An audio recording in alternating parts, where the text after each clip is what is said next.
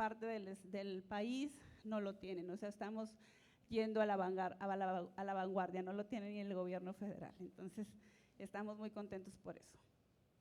¿Alguna otra pregunta? Bueno, ya por cuestión de tiempo no pudimos observar toda la exposición. A mí en lo personal me hubiera gustado y pienso que, bueno, lo que alcancé a ver había un punto que decía que qué ha hecho la Universidad Autónoma de Coahuila en contra de la corrupción. Me gustaría saber si en resumen puede explicarnos qué es lo que ha hecho nuestra universidad en contra de la corrupción. Pues mira,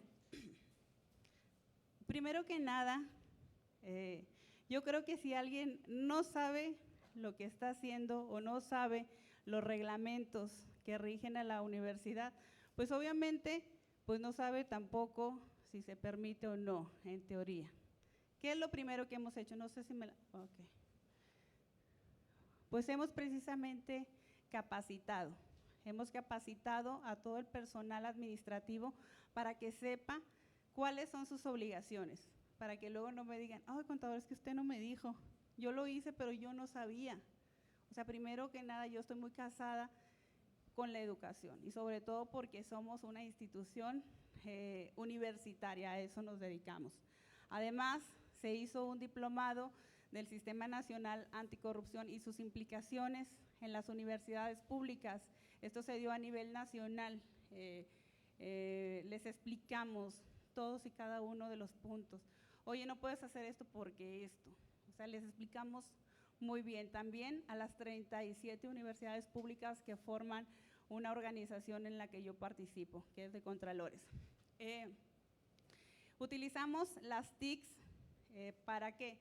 Para hacer también un sistema de proveedores, porque ahí evitamos que existan las empresas fantasmas, lo regulamos, hacemos cruces de qué socios pertenecen a otras y empezamos a sacar las redes y las conexiones. Eso tampoco antes no se hacía, ahora lo estamos haciendo. O sea, tenemos que trabajar como que con la base.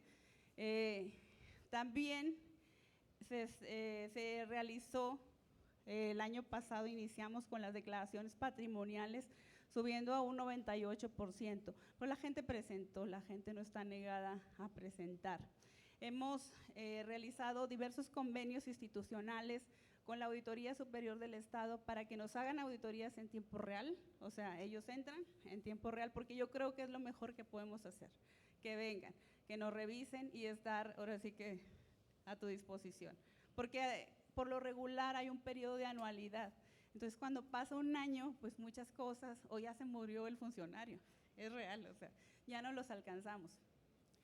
También hicimos un convenio con la Secretaría de Fiscalización para implementar la normatividad de control interno, pero la establecida el año pasado por esta Secretaría.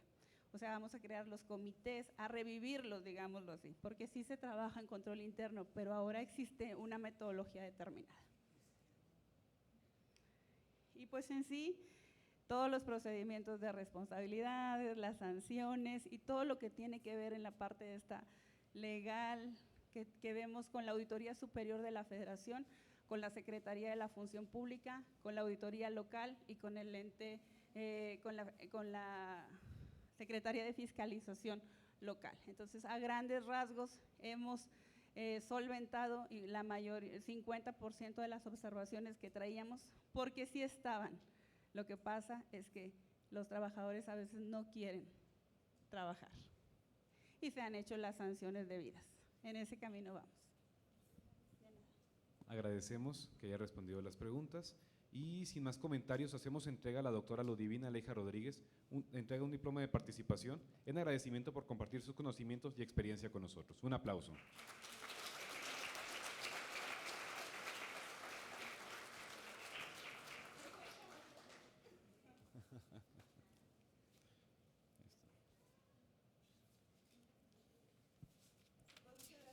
Gracias a usted.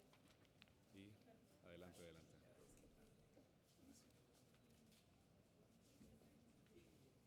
Para continuar con nuestro programa, damos la bienvenida al doctor Carlos Manuel Valdés Dávila, historiador mexicano, Recibió su doctorado en la Universidad de Perpignan, en Francia, y actualmente es profesor investigador de la Escuela de Estudios Sociales, de la Escuela de Ciencias Sociales de la Universidad Autónoma de Coahuila, de la cual es fundador.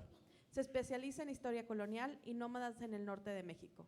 A lo largo de su carrera ha publicado más de 20 libros, decenas de artículos seleccionados y ha recibido 8 premios nacionales y 2 reconocimientos internacionales.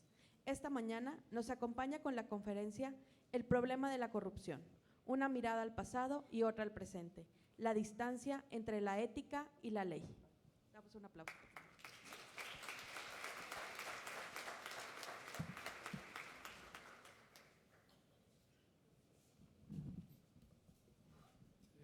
Bueno, primero gracias por invitarme. No voy a repetir lo que dijeron los dos personas que me precedieron para obviar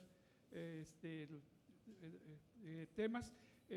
Voy a repartir mi plática en 2 partes.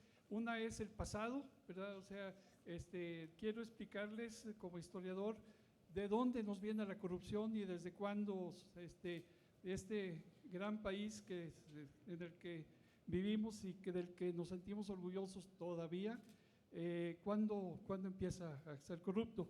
Y después quiero pasar al momento actual, no a los últimos años, sino al 2019, que es lo que realmente estamos viendo ahorita en este aspecto de corrupción. Bueno, quiero decirles que, bueno, no sé si saben cómo se conformó el país que se llama España. España no existía, había una serie de reinos en la provincia ibérica, ¿verdad? Todos independientes, y luego se casa una señora importante con un rey, expulsan a los judíos, expulsan a los árabes y descubren América. Son 3 cosas que suceden en el mismo año, 1492. Entonces, tenemos la creación de España, data de 1492, no existía España, porque mucha gente no tiene esto claro. Una vez que empieza la existencia de España, habiendo expulsado a los judíos, con los que los españoles tuvieron un comportamiento verdaderamente, digamos, espantoso, o sea,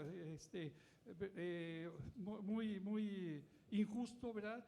Expulsan a 300,000 judíos que tenían ahí más tiempo que los mismos ibéricos, es decir, ya habían llegado en el año 70 después de Cristo, llevados por los romanos, ¿verdad? Y los expulsan y les quitan todo su oro, los echan prácticamente con un maletín en la mano.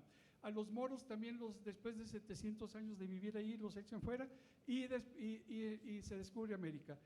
Cuando Cristóbal Colón encuentra esto que le llamó Indias, porque él nunca se enteró, se murió sin saber que era otro continente, se llevó a algunos indios de las Antillas para mostrárselos a la reina Isabel, ¿verdad? Estos indios estaban prácticamente desnudos, por el clima, no les hacía falta la ropa, pero sí tenían adornos muy hermosos, tenían oro, tenían lo que se llaman los besos, o sea, estos adornos en la nariz de oro, arracadas, etcétera, y pues plumas y todo muy agradables. Y entonces pues la reina lo recibe y desde ahí la reina Isabel dice que estos nuevos súbditos que tiene jamás podrán ser esclavizados.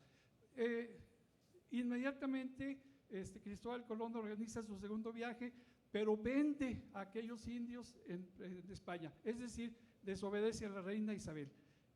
Una prohibición de la reina era de ley en la época, no había todavía una serie de códigos, no había imprentas, y bueno, sí había, pero no podrían haber producido una ley rápidamente. Se acababa de crear España. Entonces empieza el descubrimiento de América con la corrupción. En el segundo viaje, Cristóbal Colón deja un fuerte en la isla Navidad, ¿verdad? Y se va y regresa otra vez, ahora con mucho oro que les quitan los nativos, ¿verdad? Cuando regresa en su tercer viaje, encuentra a todos los españoles muertos, ¿verdad? O sea, estaban muertos dentro del fuerte, los habían matado los nativos. La cosa era muy simple, los españoles se habían dedicado a violar a todas las mujeres, ¿verdad? Y en respuesta los indios los mataron. Esto es algo muy interesante, es decir, desde el primer momento empieza la corrupción, es decir, la desobediencia de las leyes, ¿verdad?, a sabiendas de que existe una ley. Les diré, de una vez me paso para acá hacia lo que sería México, ¿verdad? Si ustedes se preguntan por qué no hay indios en el estado de Coahuila, me van a decir que los Kikapús no son de aquí, son del norte de Estados Unidos. Ellos vinieron en el siglo XIX, Benito Juárez los invitó, etcétera. No eran de aquí. Todos los indios de aquí, que había a más de 1000 denominaciones, fueron exterminados. Fueron todos esclavizados y puestos a la venta en las Antillas. Indios de aquí fueron vendidos en todas las Antillas y en Venezuela y en Honduras. Fíjense qué curioso, ahorita que estamos recibiendo a miles de hondureños, ¿cuántos de ellos podrán ser descendientes de los indios de aquí del noreste? Entonces, tenemos nosotros un pasado de corrupción desde que se fundan las primeras poblaciones. Era tan clara la corrupción que incluso los españoles tenían una forma de manifestar, su obediencia o bien su acatamiento de las leyes. Cuando al alcalde de Saltillo le llegaba una orden real, por ejemplo, la reina, tenemos varias cartas de la reina enviadas a los alcaldes de Saltillo, le decía, tiene usted que soltar a los indios que están esclavizados, y entonces el alcalde recibía la carta de la reina y se la ponía en la cabeza y decía, la acato, pero no la obedezco. Es decir que lo que estamos viendo ahorita, de que, digamos, tenemos leyes magníficas, somos un país con leyes muy buenas y pues nuestros gobernantes, todos, acatan las leyes pero no las obedecen. Es decir, seguimos siendo un poquito lo que ha sido durante siglos. Entonces, la corrupción nos viene de muy lejos, ¿verdad? Es tan clara que incluso les voy a contar algo sucedido aquí en Coahuila. En 1718, fíjense la época, el gobernador de Coahuila crea todo un juicio, ¿verdad?, popular, un juicio público para atrapar a un indio y ahorcarlo, ¿verdad? Era un indio del río Nadadores, aquí junto a Monclova. El gobernador empieza haciendo que todos los españoles pongan la mano sobre la Biblia o sobre la cruz y dicen si van a decir verdad. Entonces, pasan 34 españoles, es decir, todos los españoles de Monclova, y dicen que el indio don Dieguillo hizo desmanes, robó a 2 niños, mató a un sacerdote, etc. Entonces tenemos ese juicio, conocemos el documento, ¿verdad? Tenemos un largo documento sobre esto, pero en realidad todo esto era mentira, es decir, no había sucedido aquello. Es increíble cómo en el pasado, en 1718, nuestro gobernador de Coahuila, ¿verdad?, ya había creado toda una ficción, una obra teatral prácticamente, con todos los españoles católicos, por supuesto, jurando sobre la Escritura, sobre la Biblia, ¿verdad?, y mintiendo todos, ¿verdad? Es decir, se estaba cometiendo una serie de delitos continuados, ¿verdad?, para justificar algo. ¿Qué es lo que el gobernador quería? El gobernador quería echar fuera a los indios, es decir, si no había indios, los terrenos que les había concedido el rey Felipe II quedaban vacíos, es decir, no había ya propietarios de las tierras. Todo el río Nadadores, la parte de Cuatro Ciénegas, automáticamente se quedó sola, porque si iban a apresar y a ahorcar al caudillo de los indígenas, automáticamente todos los indios huyeron y se fueron a refugiar a Parras o al Presidio del Gallo, al río Nazas, otros a Texas, etc. Quedaban las tierras vacías y entonces el gobernador, pues muy inteligente, dijo, no hay indios, esas tierras son realengas, o sea, pertenecen al rey, y como yo lo represento aquí, entonces voy a regalar las tierras de los indios a algunos españoles. Y curiosamente, ¿a quién le regala todas las tierras que estarían ahorita en Nadadores y en San Buenaventura? Se le regala a su hijo. Fíjense nada más, esto es un documento que yo voy a presentar aquí en la Feria del Libro, aquí en la universidad, el día 19, el domingo. Es un documento que descubrimos sobre un delito gravísimo, ¿verdad? Cómo un gobernador hace toda una serie de cosas corruptísimas, ¿verdad? Para apoderarse de las tierras donde había más agua, donde había más, mejor agricultura, etcétera, y era para regalárselas a su hijo.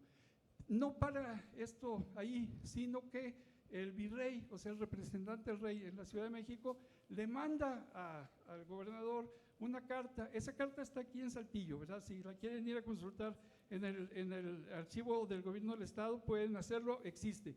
El virrey le dice al gobernador: tráigame acá la cabeza de don Dieguillo y de todos sus secuaces. Es decir, que ya el mismo virrey estaba en la corrupción, y lo que pretendía era precisamente acabar con todos los indios, como de hecho sucedió. Fíjense que en 1725, o sea, un poquito de tiempo después de esto, se atrapan a las 3 grandes tribus de Coahuila y se las llevan a las Antillas. Ahí desaparecieron los coahuileños, los chizos, los cocoyomes y los acoclames, las 4 grandes tribus. Y todo esto era precisamente para, digamos, echar fuera a los dueños de las tierras, ¿verdad? Y apropiárselas así.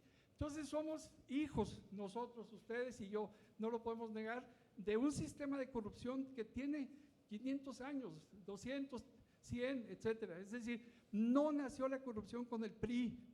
La corrupción nace desde que llegan los españoles, ¿verdad? Y de una manera brutal, de una manera salvaje, como lo que les estoy diciendo. Es decir, no se tocaba en el corazón para nada, ¿verdad? O sea, era de una brutalidad. Les voy a decir una cosa: cómo se trasladaron a esos indios a las Antillas, con collarines, ¿verdad? O sea, se les ponían collares con clavitos hacia el interior, ¿verdad? Se les ataba a la cola de una mula y la mula los iba jalando y todos tenían que progresar. Se habían llevado a todos los hombres, mujeres y niños, todos. O sea, el rey ordenó que no quedara ni un solo indio en estas tierras, ¿verdad? Y no quedó ninguno. Se escapa un niño de en Puebla porque él no llevaba el collar, ¿verdad? Y entonces, ¿cómo se llama? Este niño de 10 años se escapa, ¿verdad? Y no lo encuentran los españoles. A los demás los embarcan en la flota de Barlovento hacia las Antillas y allá los venden y no sabemos nada de ellos, ¿verdad? O sabemos muy poquito. Sabemos que algunos dirigieron sublevaciones contra los españoles en compañía de los esclavos negros de Cuba, pero no sabemos gran cosa de ellos. Pero este niñito, fíjense, en Puebla, viaja hasta Monclova, caminaba todas las noches, un niño de 10 años, comiendo frutos, comiendo tunas, comiendo insectos, comiendo raíces, ¿verdad? Y llega hasta Monclova. Y esto es un expediente que también tenemos. Es decir, que podemos tener digamos, el conocimiento de cómo los españoles, digamos, tuvieron un comportamiento verdaderamente, digamos, perverso, sin piedad de nadie. Mucha gente me ha criticado mis libros porque dicen que ataco mucho a los españoles. Sí los ataco, terriblemente, pero también ataco a los mexicanos, ¿verdad? Los mexicanos fueron iguales o peores que los mismos españoles. Entonces, seguimos el paso de ellos. Cuando se van los españoles, inmediatamente los mexicanos empiezan a acabar con los últimos indios. Fíjense, el gobernador de Coahuila en 1881 dijo que su principal tarea, fíjense, cuando uno presenta, dice: lo que voy a hacer, voy a educar a la gente, voy a poner un sistema de salud, etc. No, su principal preocupación era acabar con los indios. 1881 y acabó, ¿verdad? O sea, es decir, no tenemos indios porque los acabaron.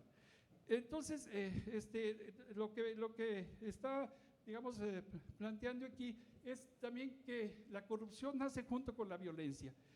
Y sin violencia no hubiera podido existir este tipo de corrupción. Fíjense que nosotros, el noreste mexicano, es decir, Tamaulipas, Nuevo León, Coahuila y el sur de Texas, somos la región donde más desaparecidos hay de toda la República Mexicana. Somos la región de los desaparecidos. Más o menos se habla de unos 20,000 desaparecidos, ¿verdad? Es decir, cualquier gente como cualquiera de ustedes, un buen día desaparece, sus padres no los vuelven a ver, ¿verdad? Y se acabó, ¿verdad? O sea, tenemos familias que están luchando por nuestros desaparecidos, así le llaman ellas, ¿verdad? Y tenemos cuando menos 2,727 de los que sabemos la fecha de desaparición, el nombre, incluso a veces la patrulla o la policía que se los llevó o el lugar, etcétera. Pero tenemos alrededor de 20,000 desaparecidos también sin nombre, y tenemos 26,000 pedazos o cuerpos, y tenemos 105,000 pedacerías de humanos, ¿verdad? Que son dientes, pedazos de huesos, botones, anillos, aretes, ¿verdad? Que las madres de familia que están buscando a sus deudos, ¿verdad? Los han encontrado porque se van todos los sábados, como si fuera día de campo, al campo a buscar los vestigios de sus antepasados. Entonces tenemos una corrupción, digamos, que va conectada con la violencia. Ahorita les decía, antes el recurso que teníamos nosotros, los académicos, era el país es corrupto porque el PRI es corrupto, y yo creo que teníamos razón. Ahora ya sabemos que no es nada más así, o sea, el PAN es corrupto, o sea, no hay distancia. Sucede lo mismo, con el PAN sucedió igualito, con el PRD igual, con el Verde Ecologista igual. Es decir, tenemos un sistema corrupto de partidos en la República Mexicana que es nuestra madre, ¿verdad? Entonces, como que tenemos que pensar esto así para no sacarle la vuelta a las cosas. Hay entonces la corrupción que consiste en apropiarse de las cosas que no te corresponden. Lo haces por medio de la violencia porque tienes que violentar, es decir, acabar con los indios para apropiarte de sus terrenos es de una perversidad increíble, enorme, ¿verdad? Y después viene de esto la impunidad. Es decir, no hay castigo, nadie sufre por esto, ¿verdad? Bueno, en Coahuila tenemos una deuda de 35,000 millones de pesos que nadie se explica de dónde salió esa deuda, ¿verdad? Los nietos de ustedes la van a seguir pagando, ¿verdad? O sea, y pues hay cosas que no se pueden justificar. Quisiera yo hacer una distancia entre lo que sería lo moral y lo ético, ¿verdad?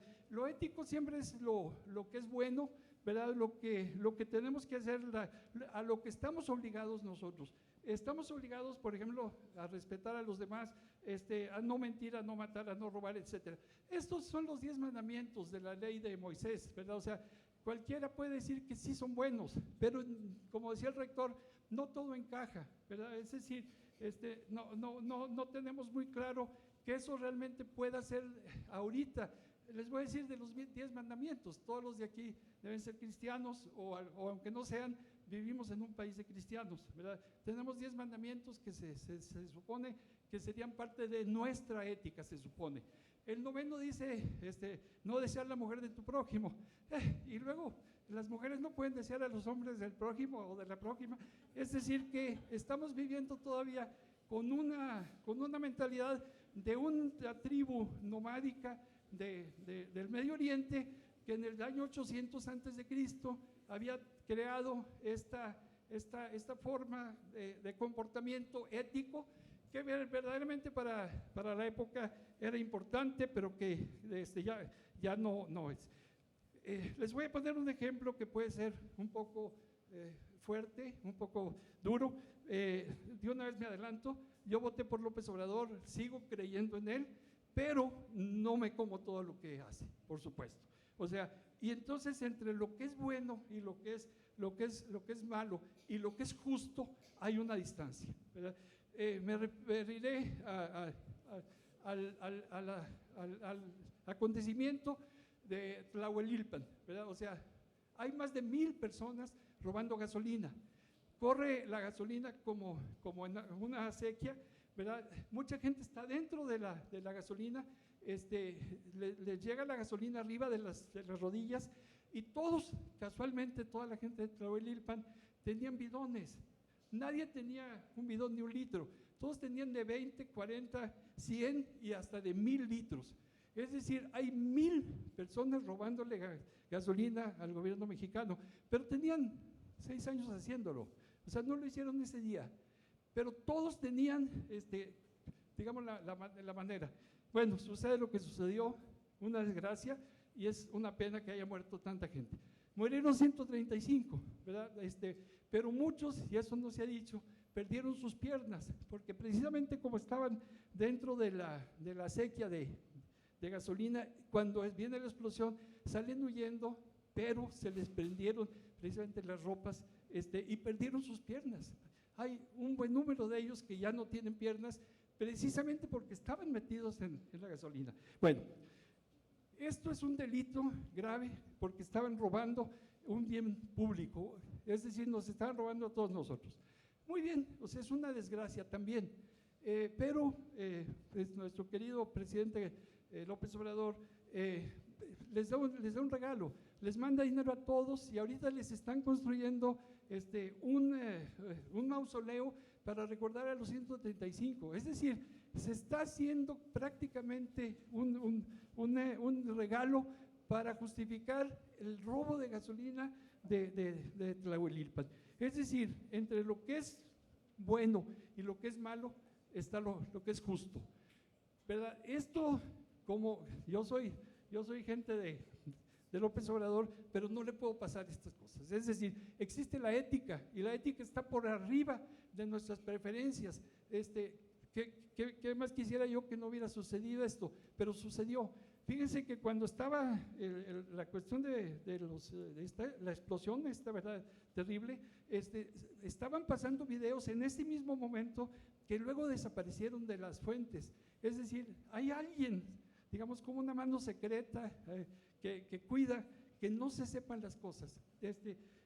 Estaban ahí los soldados desde el primer momento, y los huachicoleros fueron a amenazar a los soldados. O sea, es decir, había ya una rebelión armada en contra de los soldados.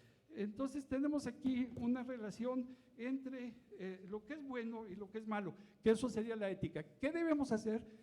Porque tenemos una obligación de ir por lo bueno, de evitar lo malo, pero no es suficiente, ¿verdad? Eso no es suficiente. Tenemos que ir por lo justo, y lo justo es lo que empareja las cosas. Justicia precisamente viene es una terminología que viene desde los hindúes, ¿verdad? En donde el yus es lo que empareja, lo que nos hace iguales a todos. En ese sentido, todos somos iguales y todos deberíamos de tener las mismas posibilidades, ¿verdad? O sea, por ejemplo, todos ustedes son estudiantes, yo soy profesor. Si yo falto a las clases, soy corrupto. Si ustedes no estudian, son corruptos, tío. Se oye feo, pero ni modo. Si yo no preparo mis clases, soy corrupto. Es decir, que no podemos jugar ya con la terminología, ¿verdad? Tenemos que tener la claridad entre lo que es bueno, lo que es malo y lo que es justo. Y lo que es justo es precisamente, digamos, hacer lo que tienes que hacer, aunque sea a tus niveles, ¿verdad? Termino nada más diciéndoles que entre ética y moral hay una pequeña distancia, ¿verdad? La moralidad es más o menos lo que recomendaríamos. Por ejemplo, ¿es malo beber alcohol? Sí, es malo beber alcohol, pero todos bebemos alcohol, ¿verdad? ¿Por qué? Porque no está prohibido. O sea, vas tú a cualquier lugar, a cualquier Oxxo, y te venden alcohol todo el día, ¿verdad? Bueno, entonces es malo beber alcohol, pero te ponen 1000 Oxxos para que compres alcohol, ¿verdad? Están escandalizados porque somos un país de gordos y un país de diabéticos. Somos el país de más gordos del mundo y el país de más diabéticos del mundo. Y somos el primer consumidor del mundo de Coca-Cola. Y la ciudad que más toma Coca-Cola en el mundo se llama Piedras Negras. Es decir, que hay una distancia enorme entre las cosas que se dicen y las que se hacen, ¿verdad? Les voy a recordar algo. El alcalde de Saltillo, Jericó Abramo Mazo, se fue contra las cantinas. Las cantinas son malas porque los obreros van y se emborrachan. Claro que sí, o sea, pues hombre, después de trabajar 40 horas, de estar sudando, pues te vas a una cantina, te tomas una cerveza o dos, te dan una botana y ya comiste. Pues en lugar, cerró 40 cantinas, ¿verdad? Con la idea de que los obreros ya no beban. Pues sí beben, pues se van al Oxxo y compran alcohol y se lo beben en su casa con churrumais, etcétera. Es decir que no vemos esa distancia entre lo que es moral y lo que es ético. Cerrar 40 cantinas y abrir 100 Oxxos es verdaderamente espeluznante, ¿verdad? Esto muestra, bueno, primero que el alcalde tenía algunos intereses, ¿verdad?, en darle a los Oxxos, porque los Oxxos pagan. O sea, como señaló ahorita la profesora que me adelantó, se pagan por estas cosas. Bueno, entonces hay una diferencia entre una cosa y otra. Es decir, yo no entiendo por qué nos pueden prohibir que bebamos alcohol si lo ponen por todas partes, ¿verdad? O sea, yo bebo, me gusta beber y me gusta, nunca he bebido solo, por ejemplo, no se me da, pero bebo con amigos. ¿Eso era? Bueno, entonces, ¿por qué? Porque es una manera de socializar. Regreso entonces con la última cuestión que quisiera decirles. Hay algo más, además de hacer lo bueno y de evitar lo malo. Cuando nosotros dejamos de hacer algo, también estamos comportándonos mal. Esto es algo bien interesante, que es muy, muy antiguo y precisamente que sería la ruptura entre Cristo y los judíos. O sea, él era judío también, pero entre lo que él propone y lo anterior. El capítulo 25 de San Mateo dice claramente una cosa, ¿verdad? Se castiga a la gente mala, se le manda al infierno, y se le premia a los buenos. Pero ¿qué es lo que sucede ahí que dice Cristo? Cuando le preguntan, a ver, espérame, pero yo, ¿cuándo te vi desnudo y no te vestí? ¿Cuándo te vi en la cárcel y no te fui a visitar? ¿Cuándo estuviste enfermo y no te visité? Y dice, no necesitas haberme visto a mí. Cuando no lo hiciste con los pobres, no lo hiciste por mí y te vas al infierno. O sea, bueno, esta es una metáfora, o sea, no hay que tomarla en serio, aunque venga de Cristo, pero esta es una metáfora. Es decir, también se castigará al que deje de hacer cosas.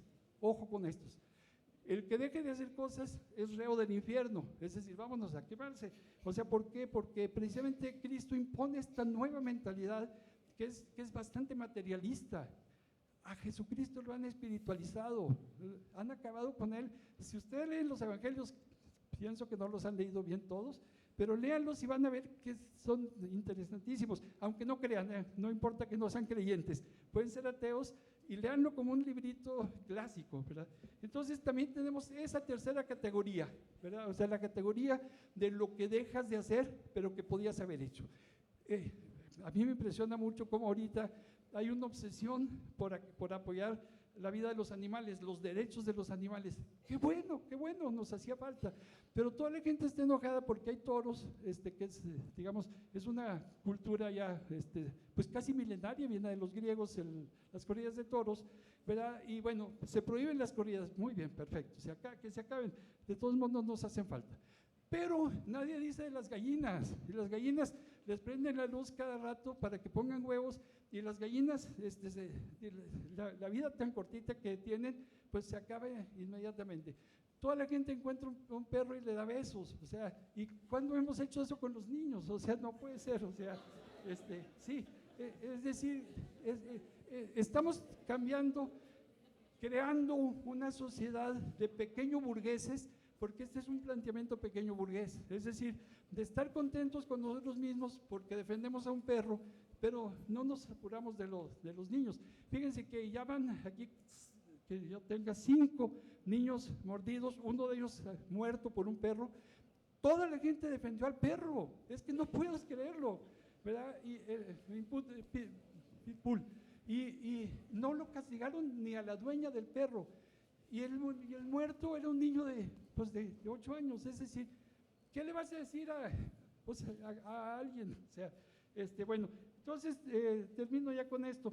Muchas cosas que se piensan como moral son moralismos, y eso hay que evitarlo, no podemos ser moralistas.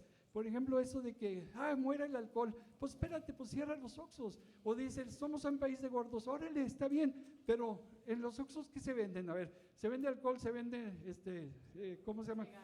Sí, comida chatarra. Y nos impresiona que seamos gordos, pues no, hombre. Entonces, como que vivimos en un país de caricatura. No sé qué va a pasar con el peje. Yo voté por él. Estoy con la esperanza de que haga algo que transforme nuestra patria. No sé si lo va a lograr, porque a veces, como eso de los guachicoleros, verdaderamente se fue al baño el peje. Pero vamos a ver si realmente podemos nosotros transformar este país.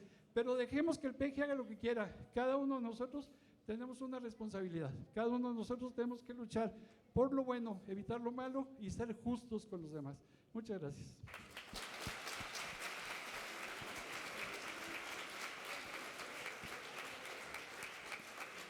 Agradecemos al doctor Carlos Manuel por su agradable participación. Abrimos una sesión de preguntas y respuestas. Quien tenga alguna duda, por favor, levante su mano. ¿Nadie? ¿Quién da más?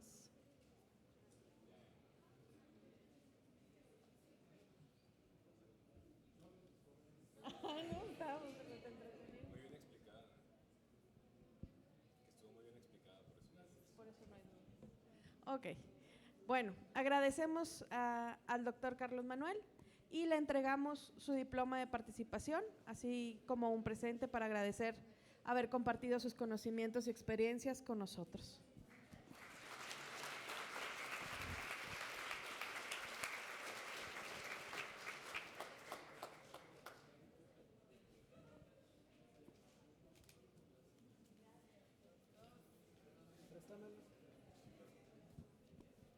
Bien, bien, raza. Le agradecemos al maestro Carlos, es un honor, de verdad, estar aquí, que haya estado con nosotros.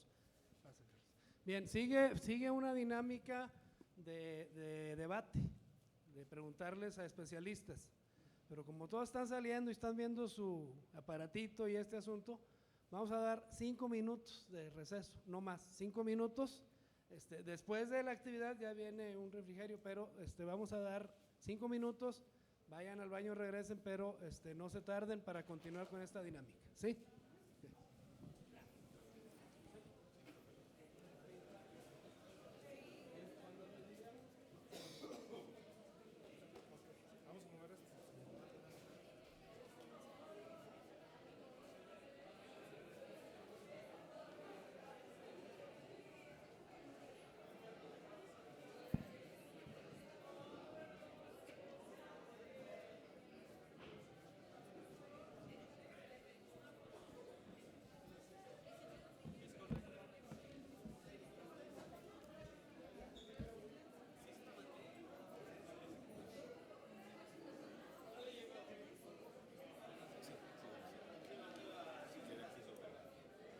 Ahí lo dejamos para.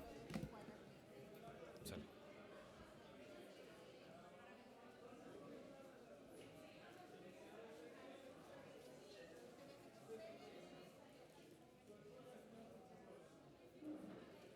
¿Y luego, camarada, qué ha habido? Todo bien, pues puro trabajo, escuela. Qué bueno que andas apoyando acá al Octavio. Sí, ya, pues. La extensión. Me han echado llamadilla de que pues vente para acá. Ya ni me dijiste nada del servicio. No, hombre, pues me quedé ahí ya. Me quedé ahí en Peraje. Y dije, no, pues ya, como ya le iba avanzado, y aparte me encariñé con el niño. ¿Dónde está Vero? Sí, Es la que trae el programa, ¿no? sí, sí, sí. Vero, ¿qué niño? No, ¿cómo se pide? Pero me encariñé con los niños. ¿No? Soy tutor de 2 niños. Pero no, muchas veces como quiero por eso. No, pues puro trabajo, viendo con el Diego todo el día. Anda en la friega. tú, Igor, en Sonora